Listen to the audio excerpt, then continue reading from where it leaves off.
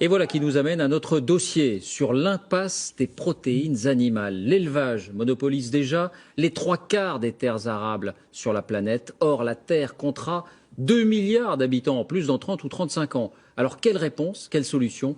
Eh bien, peut-être celle-ci, des omelettes sans œufs, de la viande sans viande et même du poisson sans poisson. Cela n'a plus rien de farfelu. Bill Gates et beaucoup d'autres investisseurs y croient. La filière devient rentable. Dossier réalisé par Jacques Cardoz et Régis Massini. L'apparence, la texture, le crépitement même de la friture dans la poêle, tout y est. Et pourtant, cette viande n'est pas une viande. Un faux steak qui a de bonnes chances de s'installer dans nos assiettes dans les prochaines années. Ça va être bon, juteux. Vous allez ressentir la même sensation que lorsqu'on mange un steak haché classique. Et pour les médaillons de bœuf, on va être plus proche du beefsteak qui permet de faire un ragoût ou un bœuf bourguignon. Et après 4 minutes de cuisson, voilà le résultat. Un produit composé de filaments, des faux muscles qui se détachent comme s'il s'agissait d'un vrai steak de bœuf. Le secret de cette réussite est l'œuvre de ce Canadien. C'est lui qui l'a inventé. Le procédé reste confidentiel, mais il a accepté de nous en parler. Il est le seul au monde à proposer une viande faite de protéines végétales et qui contient ces fameux filaments. Nous, on peut créer différentes textures selon ce qu'on veut et différentes fibres selon la longueur de la cuisson. La vache ou le bœuf, c'est quand même 14 mois pour donner des muscles. Et nous, on le fait en 1 heure. Un composé végétal précuit qui fait fureur au rayon surgelé des grandes chaînes de supermarchés américaines. La société Dive pèse 100 millions d'euros de chiffre d'affaires par an et propose aussi du poisson sans poisson ou des ailes de poulet sans poulet. Ça marche énormément. On produit présentement près de 50 000 kilos par jour. On a une croissance accélérée de 40 % par année. On vend maintenant dans 22 000 supermarchés à travers l'Amérique. Aux États-Unis, 80% des acheteurs ne sont pas végétariens. Ces viandes alternatives sont en train de révolutionner le marché. C'est meilleur pour la santé et plus respectueux de l'environnement. Il y a de plus en plus de consommateurs qui cherchent des alternatives à la viande. Ça n'a même pas besoin d'avoir exactement le même goût du moment que c'est bon. C'est évidemment la grande question, est-ce que c'est bon?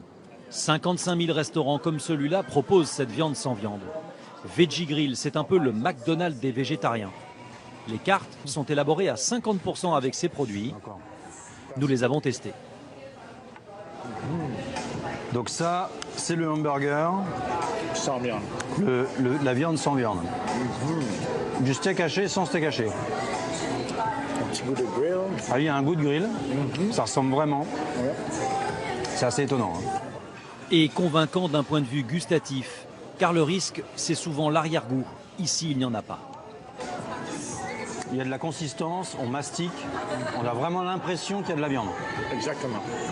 Ces plats vendus moins de 10 € ne contiennent ni antibiotiques, ni hormones, ni OGM. Et c'est le grand argument des défenseurs d'une cuisine alternative. Il faut changer la nourriture pour préserver la planète. Cette entreprise d'un nouveau genre est une sorte de start-up laboratoire cuisine.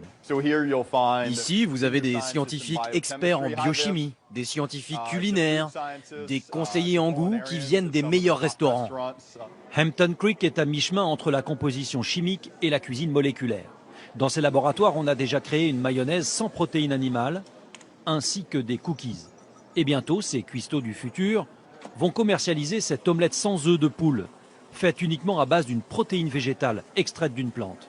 Un acte militant pour préserver la planète. Le problème avec les œufs de poule, c'est que ça a été perverti par le système industriel qui utilise beaucoup trop d'eau et beaucoup trop de terre. Et ça, ce n'est pas bon pour la planète. Donc nous, on a réfléchi et on a trouvé une plante qui donne des résultats encore meilleurs que l'œuf. Le goût, la texture, avec un prix raisonnable. Et en plus, c'est bénéfique pour tout le monde.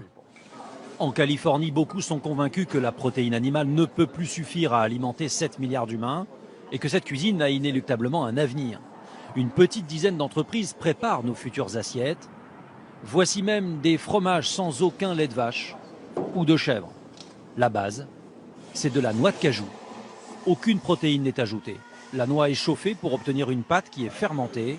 Comme un fromage classique, c'est la technique française qui a été copiée. Les Français sont les meilleurs, mais un jour, on va vous battre. En revanche, la France a quand même une petite longueur d'avance. Ce fromage est trop crémeux à mon goût et sans relief. Je dirais que c'est pas complètement un fromage, mais c'est presque un fromage. Malgré cela, Miyoko vend déjà 700 000 pièces par an, un fromage qui doit même débarquer en Europe l'année prochaine.